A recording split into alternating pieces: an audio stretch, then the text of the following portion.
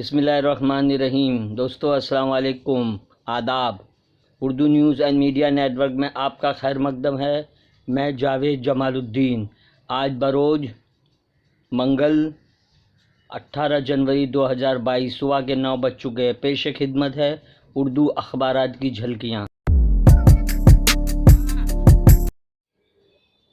रोज़नामा Urdu times Mumbai की शाह सुर्खी, भारत में मुसलमानों का सफाया सिर्फ एक कदम दूर, जेनोसाइड वॉच की रिपोर्ट।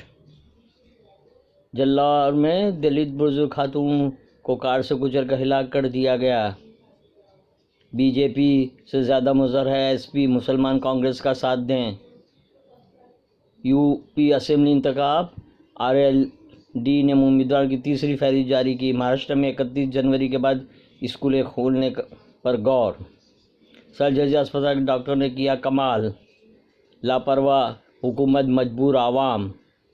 रोज़नामा उर्दू टाइम्स का इदारिया यूएपीए किस के लिए है के उन्वान से।